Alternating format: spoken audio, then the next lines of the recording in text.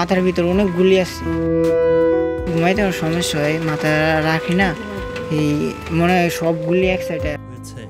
এক মায়ের বৈষম্য বিরোধী ছাত্র আন্দোলনের যুদ্ধে গিয়ে গুরুতর আহত হয়েছেন তার সন্তান।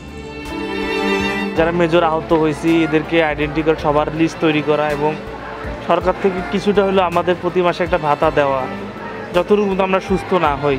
আন্দোলনে গুলিবিদ্ধ কারো কারো তো একটা পাই নেই, কেটে ফেলতে হয়েছে পুরোটাই। এদিকে আসার পর ডাক্তাররা বলছে এটা পাওয়াটা রাখন দেব না।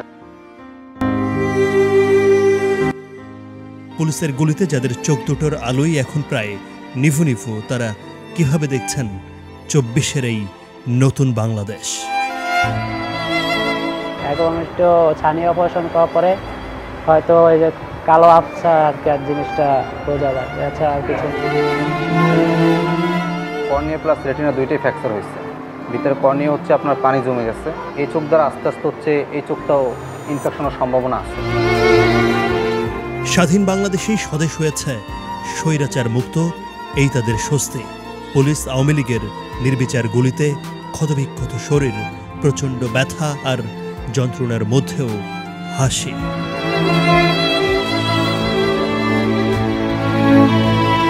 ইন্ডিয়ান পুলিশ আমার পায়ে অনেক গুলি করে, প্রায় 400 স্প্যান্ডাল মার্বেলের বুলেট, এগুলা আমি গুরুতর আহত হই। বাইপেলে একটা পিলারের উপরে ছিলাম, ওই জায়গায় যে দাঁড়ায় স্লোগান ধরার সময় তো পুলিশ টার্গেট করে ছাদের উপরে থেকে আমাকে গুলি করে এই পেটের ভিতরে গুলি, এই সাইড দিয়ে লাগছে, এই সাইড দিয়ে বের হয়ে গেছে। অ্যাটলিস্ট গুলি খেয়ে দেশের জন্য কিছু তো একটা করতে পারছি, দেশটা একটু হইলেও চেঞ্জ হয়েছে।